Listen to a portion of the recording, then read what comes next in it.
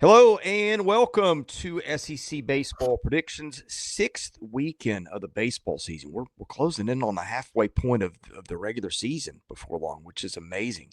I'm your host, Chris Lee at Southeastern 16, joined by Graham Doty and Alfred Ezman. This is the second weekend of conference play. We're just going to hop right into picks. I'm going to introduce the series.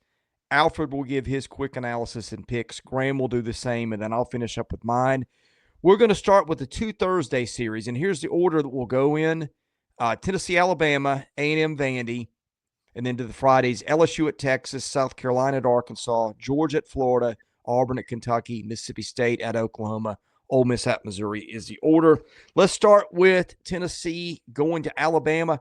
First road game of the year for Tennessee, which, by the way, no longer has the best record, not even in this series. Alabama now 21-1, Tennessee 20-1. Two very good teams. Alabama 13-1 at home. Alfred, what are you watching and what's your pick? Yeah, offense versus offense here, right, guys? The big note, I think, to watch, and maybe a Tennessee fan will update us in the comments, but Gavin Keelan, questionable heading into this weekend. Something about limping I saw on social media, although I don't know if that's true or not. So Tennessee fans, go ahead and comment, help us out. What's going on there? But that's something to note that I saw on the availability sheet that came out yesterday. But yeah, offense on offense, I don't know how much of a detriment really, that Keelan injury is for Tennessee. I mean, as explosive as they are, they can be good without him. Can't play like he did against East Tennessee State, though. That was one thing I noticed. I mean, it was all Hunter Ensley with 4 hits that game. Dean Curley 0 for. Levi Clark was 0 for. Reese Chapman 0 for. You had a lot of guys go 0 for. You can't do that against Alabama. You're going to get burnt, especially on the road. So that's going to be something to watch. And same thing with Alabama, really. You look at them, and they're still toward the top of the league, third in offense behind Florida and LSU, and just ahead of Tennessee and Arkansas, both actually, for that matter. I think this is going to be big on what pitchers step up more so. You're going to have Liam Doyle versus St. Adams Friday night. Great matchup. It's sort of like Liam Peterson, Liam Doyle vibe last weekend with who can last longer, that sort of thing. You're going to go into Riley Quick versus it's blanking on me now. Marcus Phillips. There you go. Riley Quick versus Marcus Phillips Saturday. And you'll see how that works out. And then the Sunday gets a little interesting for Tennessee and whatnot. But at that point, you'll have maybe a series winner. So it's just going to be about what pitching steps up more to quell these hot offenses. To me, guys, I know Tennessee had a rough midweek, but I still hesitate right now to choose against them in any scenario. Give me the Vols right now, 2 games out of 3 in Alabama. Yeah, I'm with Alfred on this one. What I'm fascinated with is, what are the scores going to look like throughout the course of this one? Just because both of these offenses have been so good all season long, they are consistently top 3 or top 4 in the SEC. So I mean, if somebody told you, like, if you were just looking at the box score and saw it's like 5-3 or 5-4, like, would you guys be surprised, or would that kind of be what you were expecting? Just because, like, I don't know, like, we know Liam Doyle has been awesome, and Phillips was really good against Florida in his start last Saturday. So I'm curious about the arms in this one. Just what is that going to look like? Tennessee, their first true road game of the season. What's that environment going to look like in Tuscaloosa? Like, is everybody going to be fired up? Number one, because it's Tennessee's in town. Number two, they're the number 1 team in the country. Or is everybody going to be glued to March Madness? So what's it going to be like in Tuscaloosa? So it should be a really fun series. I think the offense will be lights out for both teams. Just the key for this one is I think the pitching for Tennessee has just been a little bit better, like more consistent, especially with the top 2 guys for Tennessee in Doyle and Phillips. Yeah, some interesting stuff here. Tennessee is many homers it's hit, and it's 54. Alabama's hit 47, so close behind. What these staffs both excel in is keeping the ball in the park. Tennessee gives up home runs 1.8% of the time, which is fantastic. Alabama's even better, 1.4%. I mean, that's amazing this day and age of college baseball.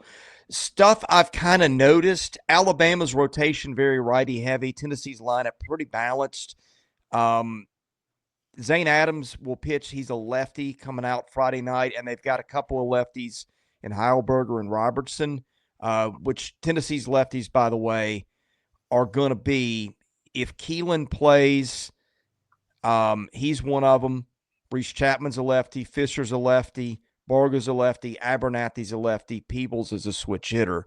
So that's kind of something to watch. You'd like to have a few more lefties available if you are Alabama. They don't. And look, Tennessee going on the road the first time, don't know how that's going to go. We'll wait and see. Hadn't played a road game, but I'm going to lean on the Vols just for they've earned the benefit of the doubt at this point. Yeah. And we'll bring in our man, Jay Greason. Jay, we are starting our picks. We're picking Tennessee, Alabama. Let's get your pick and your why. Well, my why is I think there was nobody who wears orange on a regular basis more happy with the ETSU loss than Tony V. I think he was ready to be done with the goose egg in the loss column. I think the whole kit and caboodle, I think it worked out perfectly. He got to use 9 arms, I think. Did I read that right, Alfred? They used 9 pitchers on Wednesday. Got to see some guys in some leverage situations.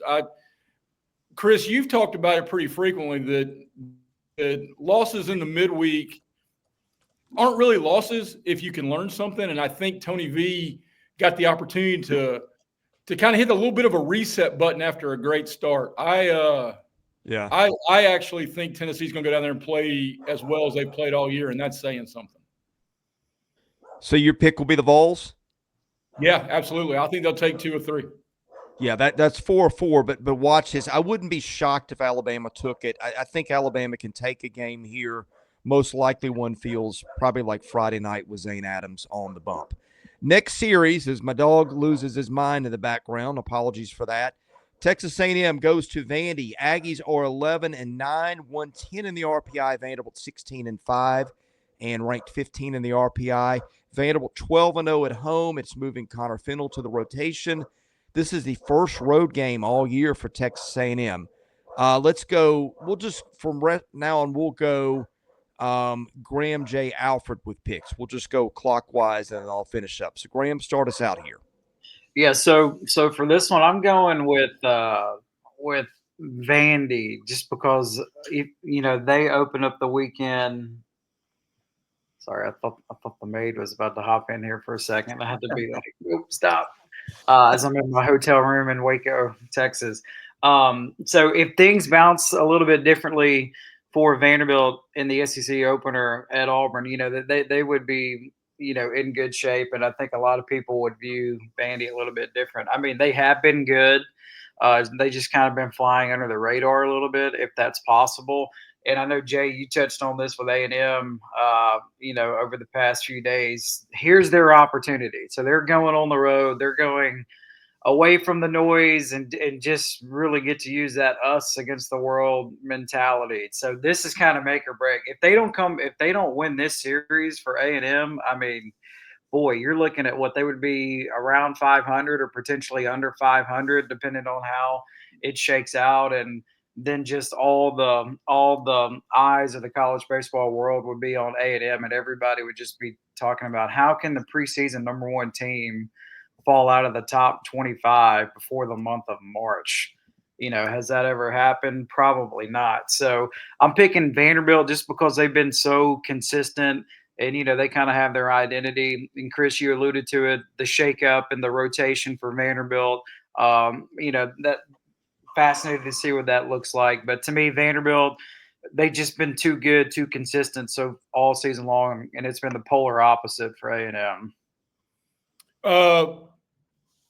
This screams desperation, to your point, Graham. I mean, it is – I guess the first conversation needs to be, do we know if Prager's going to pitch? I mean, Alfred, do you know if Ryan's going to get the ball? Good question. Let's see. While you talk a little bit, I'll look into it. Okay, thank you. I didn't know of anything. Was there an injury there? Well, I just – either. Well, and I don't know, maybe I misheard it, but I don't. I mean, it doesn't feel like he's being anywhere close to the bell cow that we had maybe expected, but I guess that's kind of the ripple effect of everything that's going on in College Station. I'm selling A&M.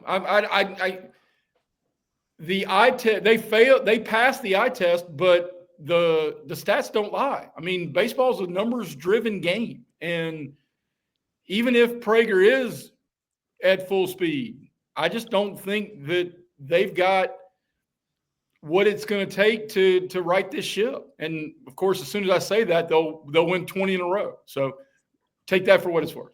He's available, by the way, according to the injury report, which was updated last night at 7:30. All right. Okay. Thank you. All right. So for me, I think it's a series both teams need or would like to have, although A&M very clearly, this is way more of a need for them than it is Vanderbilt. But that being said, it's a good way for Vanderbilt to bounce back after the Auburn loss. You come back, to home in Hawkins Field. You make a change in the rotation. Chris, you were a fan of this change in the rotation to Fennell to start tonight as a Friday night starter. Because he throws a ton of strikes. It's not a lot of innings, but you could tell he hunts the strikeout and whatnot. So I trust you on that. I think it's a good move as well. Obviously, McIlvain, something was up there, and maybe he just becomes a great arm out of the bullpen to go to. But I like the move there. For me, this screams Vandy. I think they played well enough in the midweek this past week offensively to get themselves going into this weekend. And yeah, I mean, I think the pitching stacks up way more nicely for the Vandy boys now than it did a week ago. Give me Vanderbilt, and actually give me them in a sweep. I'll go ahead and say I think A&M has just kind of lost it a little bit. And I know A&M, I said Vanderbilt had a good midweek. A&M did too, but I'm kind of on the train of I'm losing hope in this team, and hopefully they prove me wrong this weekend, and maybe this discussion goes another way. I just think with Vanderbilt being back at home, playing hot this week, they'll go in there and get the sweep with a good pitching change. Yeah, Jay mentioned Ryan Prager. The outward numbers have been outstanding. He's got a .148 ERA, but he's not been dominating. He's got a 26% strikeout rate, which is very ordinary this era of college baseball, and he's giving up a 33% fly ball rate. That is not really good in this era of college baseball. So that's something to keep an eye on. Also, if I've got this right, a 126 batting average on balls in play against him. That cannot continue. A&M's got three lefties that it will start in Prager, Patton, and Lampkin. It is an elite rotation. The bullpen has been another story. And I look at the lefty-righty matchups. Vandy's lefties here, the guys that will probably have trouble, Riley Nelson, Jonathan Vastine, and Mac Rose are three lefties who start. The rest of the lineup is righty or switch hitting. I don't know if A&M's got enough right-handed arms out of the bullpen to match up with Austin, Barzy, Humphrey, Brody Johnson, all those guys that fill out that lineup. A&M at some point has got to hit better. And Jay brings up the desperation. Well, I think there's too much talent for them not to, but the angle I was going to desperation. Hey, Vandy dropped the series to Auburn that it was very winnable. Vanderbilt can't really afford to go 0-2 out of the gate either. I'll take Vandy in this series, but I think it's going to be 2-1. And honestly, guys, no outcome would shock me here. So, moving along, let's go to Friday. We're going to start with LSU and Texas. LSU's 21-1 overall, 54 RPI. Texas 17-2 and 17. This is LSU's first road game. That's going to be a common theme. A lot of these teams hitting the road have not played there much, if at all. Texas is 9-1 at home. Graham, start us off on LSU and Texas. Yeah, so Texas, they played games away from Baton Rouge, but this is their first true road game. For whatever reason, I feel like this series isn't generating as much buzz as the Tennessee-Florida one, and they're almost identical when you look at the records and everything. Two teams in the top 7 playing. I think this is going to be an all-time classic series. I'm going to take LSU but I wouldn't be stunned at all if Texas is able to win this, especially at home. So you got Texas riding high off the sweep at Mississippi State, and then LSU. I mean, they took care of business, but I don't think they looked the way that everybody anticipated that they would at home against Missouri. So the key to me for this one is that LSU offense. I just think they've been so good all season long. Bear Jones, I mean, that guy just flies under the radar at all times, it seems, and he just tears the cover off the baseball. And to me, like, the difference in this one, LSU, they have options on the back end of their bullpen. They got Evans back there, and it looks like they're going to utilize Cowan as well in like the 7th and the 8th inning. So LSU starting pitching has been good, and then they have the guys in their roles that they want to in the late stages of a game as well. And to me, that is going to be the difference in this one. I think the lineup for LSU is more balanced 1 through 9. To me, Texas, it's still solid, but it's kind of top heavy. With Mendoza and Rodriguez and everything. I think it's going to be great. I'm taking LSU to win 2 out of 3, but again, I would not be stunned at all if Texas is able to win this series at home. I think it's we can all say a silent prayer of thanks that we're not making our living gambling on SEC baseball, because so much of it is like there's just so many coin flips. I mean, because nothing to what Chris said about Vandy and Texas A&M, it applies this one too. I could see either team sweeping. I could see either team winning the series. But I believe that Texas believes. And the dichotomy between what A&M is and what they should be and what Texas, maybe what we thought they were and how they're playing is striking to me. And I think it's a great testament to the famous old Bum Phillips phrase for Schlossnagle of Bum Phillips classically said, he'll beat yours with his and he'll beat his with yours. And so, I mean, and when you believe in the dugout, not only is anything possible, but everything's possible. Give me the Longhorns at home. I think that place will be rocking. And I think they've got their finger on a pulse of something that could be special.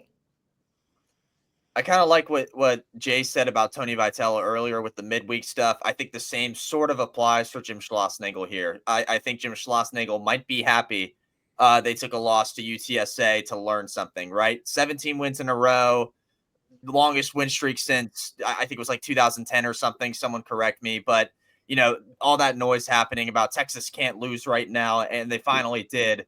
I'm sure it's a bit of a wake-up call, and man, a good one right before you welcome in a really good team. Looking at LSU's the LSU hitting, there's so many guys still hitting just incredible numbers. Jared Jones above 400, Derek Curiel above 400. Derek Curiel might be the best leadoff guy in the country, by the way, guys. That's just a side note that I found out about him up till this point.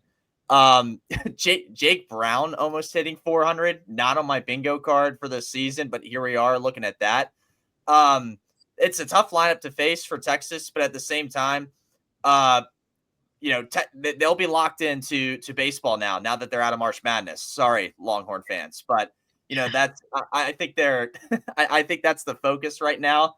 That place will be lively for this series. I have no doubts about that. It's the first home SEC series they get. Kind of a tough draw for LSU, and it feels weird to pick against LSU. But I just feel like the home crowd, the loss you took, the lesson you learned from that as a team, and the home crowd at your back really will propel Texas against this really tough LSU team. Give me the Horns 2 out of 3. I'm going to go a little different on this one. The more I look into LSU's offense, and we've talked about their pitching, and we knew it would be good. Per out made, it's the second most productive offense in the league as a team. LSU's got a .468 on base percentage. It walks more than it strikes out, which really eats into your pitching depth if you're having to face it. Now, look, LSU's also played an easy schedule, but we also know what kind of talent LSU's got. I think if I got a little hesitation with LSU, it's a very right-handed heavy staff. So if you get down the matchups, maybe that becomes problematic, and it's just really hard to win on the road. But back to the platoon splits pitching-wise, Texas's lineup is predominantly right-handed, and so is LSU's staff too. So give me LSU to win a road series, which is not easy in this league. Let's move on. We've got next South Carolina going to Arkansas. Carolina 17-5, 20 in the RPI.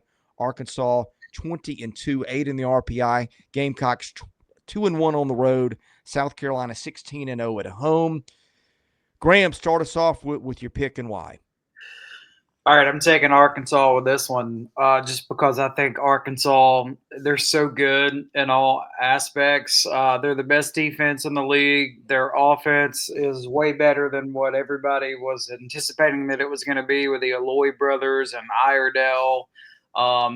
They just got more weapons in their lineup than South Carolina does. South Carolina, they got Petrie, one of the best bats and one of the best players in the SEC. And then they got Nathan Hall. And then other than those two, at times South Carolina's kind of been searching for answers offensively. To me, Arkansas, they got a chance to really get off to a great start in SEC play, because if they win this series, which I think they will, I mean, you're looking at maybe one or potentially two SEC losses through the first 2 weekends, and then they're going to be right there in the driver's seat. So, to me, Arkansas is going to be way better than – I mean, we knew they were going to be good. Dave Van Horn teams are always good, but they're a little bit better so far than what I was anticipating. And, again, we still don't have injury reports for the games that are Friday, Saturday, Sunday. So, the initial report for Wood was he was going to be out 3 to 6 weeks. So, we still don't really know what his timeline looks like. We'll have the injury report that'll come out later tonight as we record this around 10:30 in the morning on Thursday. So, I just think Arkansas, they're just too good on the mound with Gackle and Root. And I just think the lineup, they got one of the top 3 offensive lineups in the SEC. I'm with you, Graham, completely. And what you touched on, I think the eye popper here is we all knew Arkansas was going to come to the table with an arms race and not have to apologize to anybody. But damn, man, the Aloy boys are just crushing. I mean, they've got more than 60 RBIs. I mean, you were talking about matchups, Chris, about going righty, righty, lefty, lefty. I just don't want to face an Aloy, I mean, yeah. Send somebody else to the plate. I just don't want to see an Aloy, for God's sakes. Yeah. For me, I'd say, I'm trying to think. Both teams did good in the midweek. Arkansas blew my socks off watching them as they continue to have. They haven't really struggled offensively since Arlington, and that's kind of been something for me that's made them. I know we don't like to look ahead too much, but for me, it's something that puts me in a spot where I'm like, okay, they're a pretty safe write-in for the College World Series until this offense shows weakness at this point. I won't go further than that, but I think that's a safe bet. South Carolina guys, they had I don't know how hard their SEC schedule is compared to the rest of the league, but they had a gauntlet to start SEC play. I mean, besides after this one, they have Tennessee on the horizon and some other tough teams. It's pretty tough for Paul Mainieri to start out in SEC play. But I can't go any other way besides Arkansas with this one, with just how they're playing. Another guy too, Charles Davalon, just as good, if not just slightly below the Aloy brothers with offense. So yeah, I'm gonna go Arkansas on this one, and because they're hosting South Carolina, give me Arkansas in a sweep. I'll do another sweep here for this one. You're going sweep, okay. I think they'll take it at least 2. And the atmosphere is going to be great in the SEC home opener at Baum Walker. Yes. Yeah. One kind of surprising thing in this early season is that Arkansas's pitching staff has not been quite as dominant as I would have thought. For example, Arkansas is striking out 29% of hitters as a staff. You compare that around the league. I think Florida's 32, Vandy's 33, Tennessee's 36. So it's not quite up there. But for all the belly aching about the offense, the Eloy brothers were mentioned earlier. Guess what? Brett Iredale's their best hitter, guys. He's got a .563 on base percentage and an .823 slugging. This lineup has been more than people thought. I think this is an Arkansas win, if not a sweep. In fact, I'm probably leaning sweep, but I don't feel strongly about it either way. Didn't have to think much about this one. Give me the Razorbacks. All right. Alfred, for picks on this one, I'm going to start with you, then go Graham, Jay, and then me. The reason why, I know you've been monitoring Florida's health very closely, so I want to give you a minute to pull that up and lead with that, because that might influence where some of us go. Georgia's 21-2, 11 RPI, going to Gainesville to face Florida, 19-5, 19 RPI. Georgia is 3-1 on the road. Those games, I think, all in Wilmington, and also in the state schools that Georgia plays in the midweek. I think you've been to a couple of those, Alfred. Georgia is 16-1 at home. Most of the games are coming home. I'd have to look up Florida's home record, but anyway, it's well above 500. I want you to start us off with the health report on the Gators, because there's been a lot of guys that have been missing who may come back or may not this week. Yeah, there's a pretty loaded sick bay right now in Gainesville, right? I mean, and I kid, because they are getting help back. Good news for Florida. Pierce Coppola, to look ahead, is starting to throw again. You can imagine how good a Liam Peterson, Aiden King, Pierce Coppola rotation will be once that gets back up to speed. That's a conversation for another day. Until then, they'll probably go Clemente again, I'd imagine, on Sunday, like they did with Tennessee. Same thing, same formula. Notes I had on them throughout this week. Love what Kevin O'Sullivan did with Jackson Barbary, starting him Tuesday against Jacksonville after his kind of, his slip, I'll call it, in Knoxville out of the bullpen. Went ahead, got the start, pitched very well. They also received bad injury news about Frank Menendez, one of their better relievers. He is out for the year. You're going to have to find someone to kind of fill that hole a little bit. And, culprits include guys like Caden McDonald, Nico Jansen's for them. Caden McDonald was fabulous during the midweek in his appearance. He had 7 strikeouts when he came out of the pen. And then Vine Miller, another guy who just really hasn't pitched as much, I don't think, this year, came out of the bullpen, pitched very well. Florida, so what we learned from the midweek here, because we like to take lessons away from it, as I've learned, Florida has the guys to replace Menendez. It's there. They just need to do it. But heading into this weekend, this is vital for, and I'll look to Georgia on this in this regard. This is vital for Georgia to get their pitching under control, because yes, they have the bullpen depth to contend with Florida's bullpen depth, but I don't think if their starting pitching gives up a huge lead, they're going to be able to come back against Florida like they have against some of these, non-power conference teams they've played, quite frankly. That's what worries me. And this is a Florida team that I still think is a little irritated about taking a sweep in Knoxville when they really felt like they could have won that series if they played their best. And this offense, I mean, you saw them during the midweek. I forget the run totals, but they were double figures both games against Jacksonville and Florida A&M. So that's how I break it down. Georgia's starting pitching is worrisome, right? I mean, you look at it, guys like Charlie Goldstein, 7.36 ERA, Leighton Finley, 7.71 ERA. That's not going to get it done against this Florida offense when they have their own ballpark there with them. Give me Florida, and I'm not going to do another sweep here, although I wouldn't be shocked if Florida does get a sweep because of the juice they have going. Give me Florida in 2 out of 3 games, just because I think if that starting pitching plays the way they have for Georgia, they're going to get burnt, and it's finally going to catch up to them. Mm-hmm. Graham. Yeah, that's well said, Alfred, and I'm with you. I think the Gators are going to take 2 out of 3. Georgia's offense is legit, but their big question mark, it's been the pitching. How many times this season have we seen them get down early and big, like multiple times by 5 runs or more? So Florida offense is right there as well, one of the better offensives in the SEC. Just the difference to me in this series is the pitching.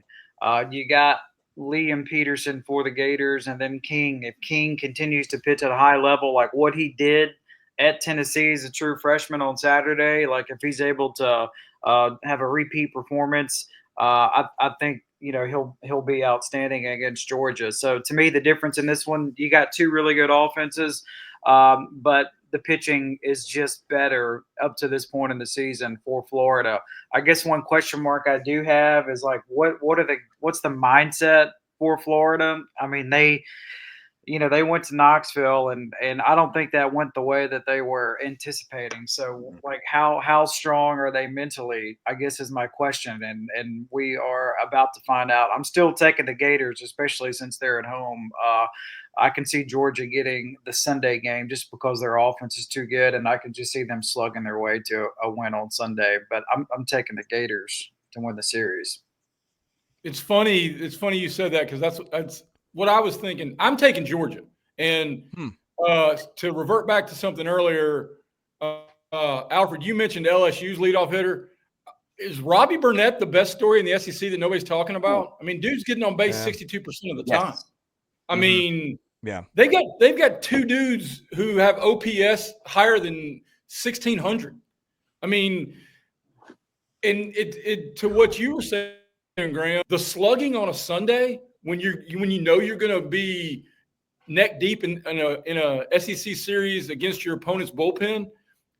Georgia feels like the safest Sunday bet, like Oklahoma feels safe on a Friday with Witherspoon. You know what I'm saying? Yeah. So you're like penciling one in that, okay, we feel really good about Sunday because, by God, we want to play 17-10 games. But I think, to borrow another football cliche, sometimes your best defense is a good offense. And Georgia puts so much pressure that they're ready to hang a crooked number on everybody. And I'm buying Georgia. Jay made up a good point about Sundays. Georgia's lost one Sunday game all year. However, that was the fourth game of the series, so not really a Sunday game. That was the opening weekend when it lost at UNC Wilmington after playing a doubleheader on Saturday. And I believe those were both 9-inning games. So I don't really count that as a Sunday game. The batting line for Georgia as a team is awesome. 317, 469, 604, 57 home runs. They walk almost as much as they strike out. But the pitching guys, there are a lot of cracks there. Georgia's only got 3 lefties on the staff. One's Alton Davis, who's thrown 11 innings. One's Goldstein, who's thrown 7 1/3 and can't seem to go more than a couple innings. And the other one's Colin Caldwell, who's pitched an inning and 2/3. Guess what? Florida has got Colby Shelton, Brendan Lawson, Hayden Yost, Justin Nader, Landon Stripling, all lefties. You need more in the quiver against the Gators than that.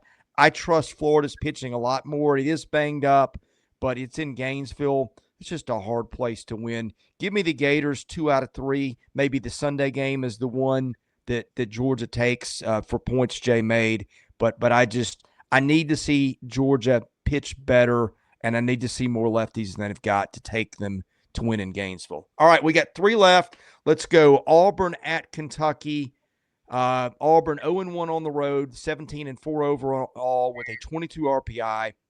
Kentucky 14-5, 37 RPI. Kentucky's not played a ton at home relative to the rest of the league. It's 8-2. Graham, get us started off with Auburn's visit to Kentucky.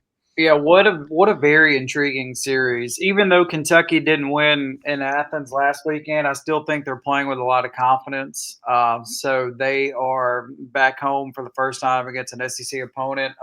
Having said that, I'm taking Auburn just because I think their offense is just a little bit better. They can get the extra base hits. They can get doubles and home runs and everything. I haven't seen anything on Ike Irish, but Auburn just took care of business without Ike Irish to begin SEC play. So their offense is that good where they're able to, potentially lose a potential first-round draft pick and still be okay.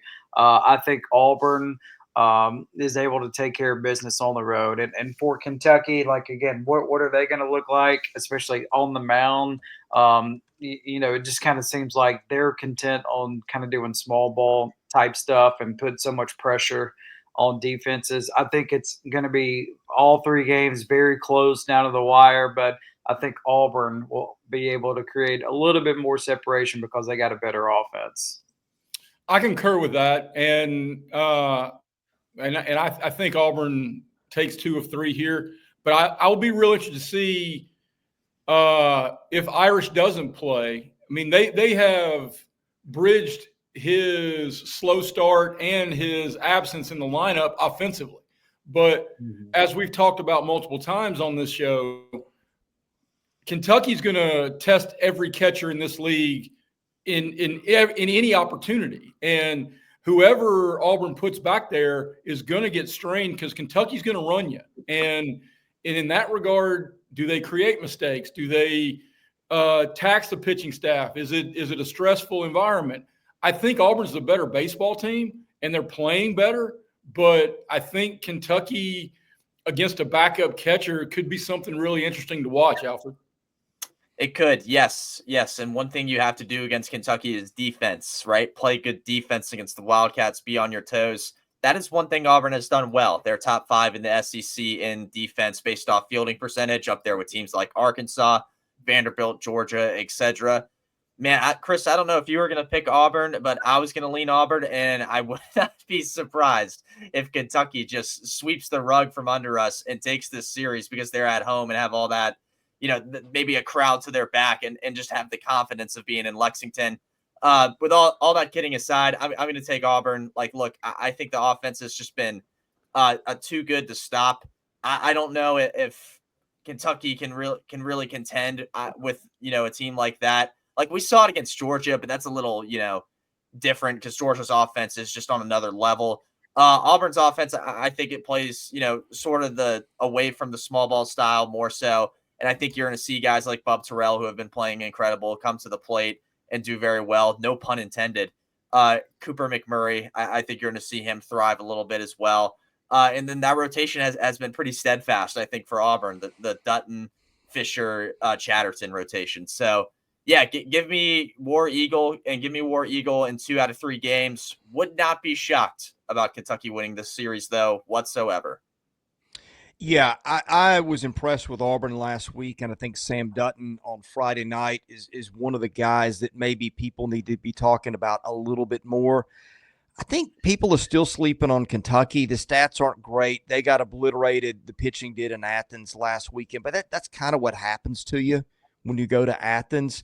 Kentucky's got a ton of lefties on that pitching staff, guys, a ton of them that throw. And the middle part of Auburn's lineup, here's what you got. McMurray, lefty. Freilich, lefty. Cade Ballou, lefty. Bub Terrell, lefty. I think Kentucky's got enough parts to mix and match against Auburn. It's a tough style to play in that park. Now, look, if you want to pick a weekend to play at Kentucky, pick March Madness when fans' attention is elsewhere, and there may not many people in the ballpark, but it's just tough to win on the road. When it's close, I'm usually giving the edge to the home team. I did go against that a little bit earlier with LSU. Oh, hey, you want to talk about something crazy? Where does Auburn play Thursday, Saturday in basketball?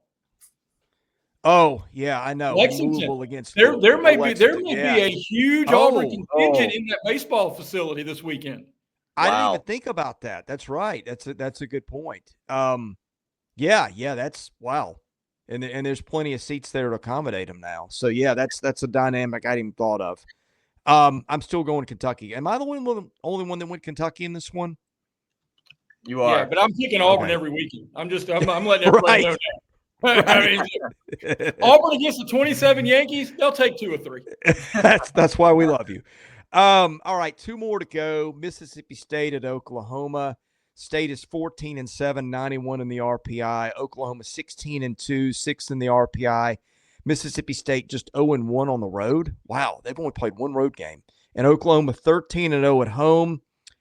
Get us started off here, Graham. How about Mississippi State? You play the brand new teams in the SEC to begin your conference play. So they got swept at home by Texas, and now they go on the road to Oklahoma.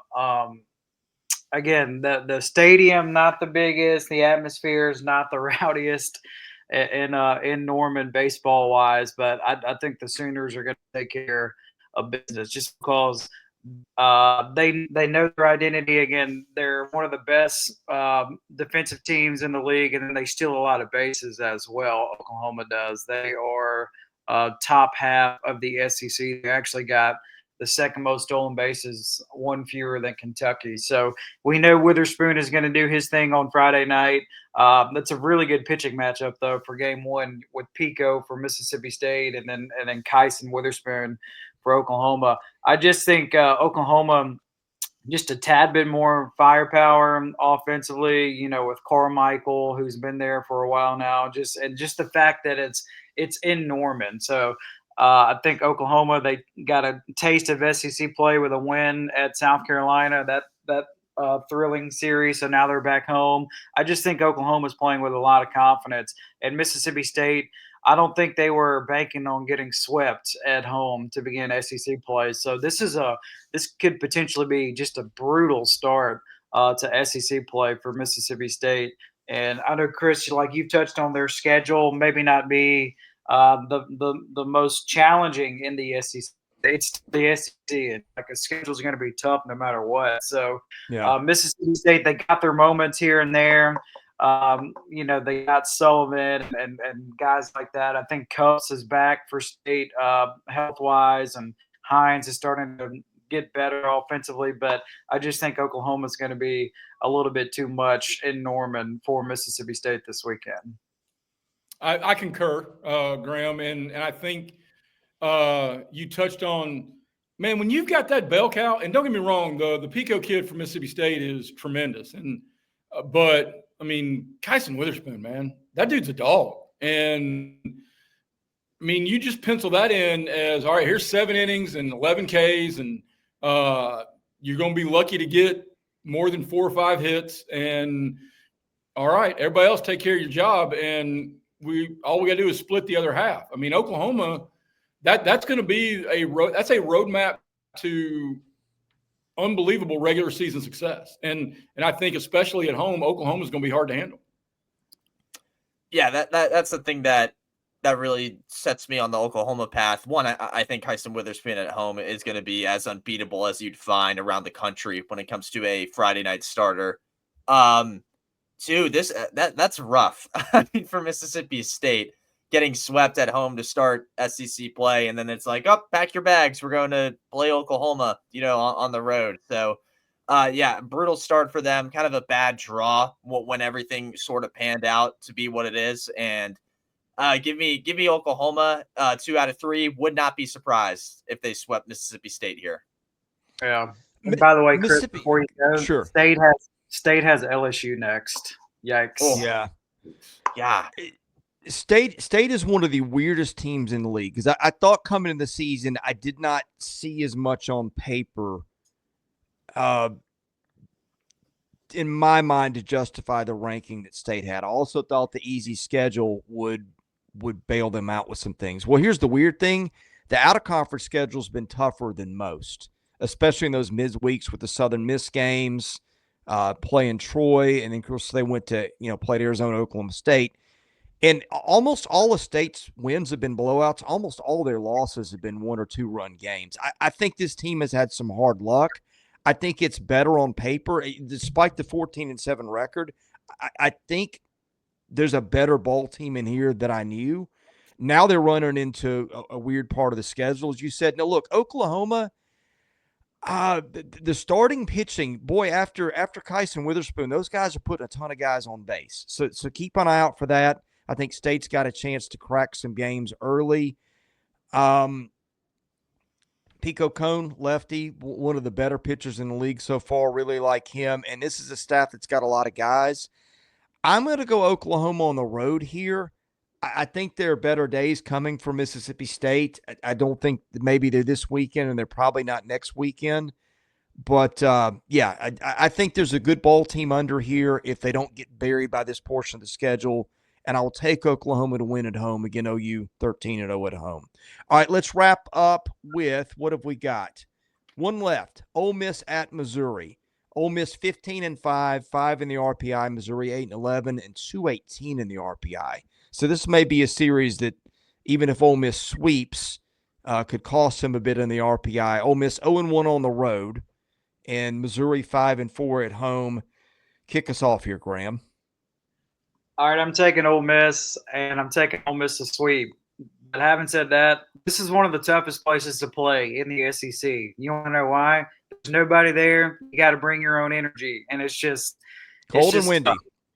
Yeah, it's cold and windy. And this reminds me, actually, the last time Ole Miss made the NCAA tournament, Ole Miss played at Missouri, and I filled in for the great David Kellum for that series. And guys, we walk in the stadium to tell you like what the setup is and everything, and just how they don't, just where they kind of view baseball.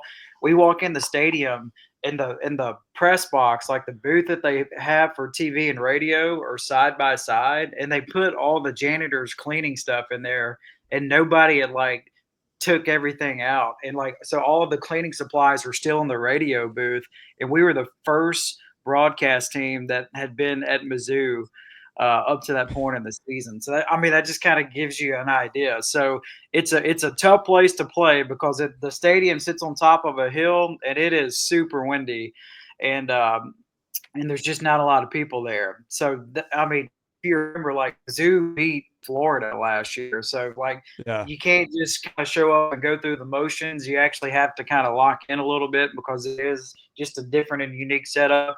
But I just think Ole Miss is just by far the better team in this matchup, and I think the Rebels are going to be able to take care of business. And I mean, even if the pitching isn't great in the bullpen for Ole Miss, their lineup, they just hit too many home runs and too many doubles and things like that. I just think this will be a good bounce back performance this weekend for the Rebels.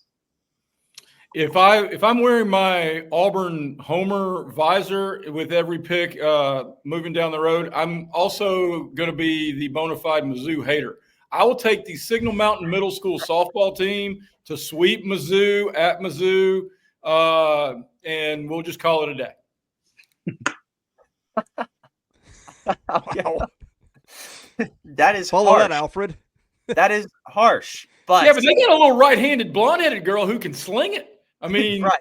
So but at the same time, I can't really sit here and be like, oh man, I'm gonna pick Missouri this weekend because I am picking Ole Miss. So who am I to call anyone out for it? But I think it sets up perfectly right for Ole Miss. I mean, you lose to Arkansas to open SEC play. This is the kind of no offense to Missouri, this is the kind of team you want to play to bounce back. Really, I think they'll win the series here.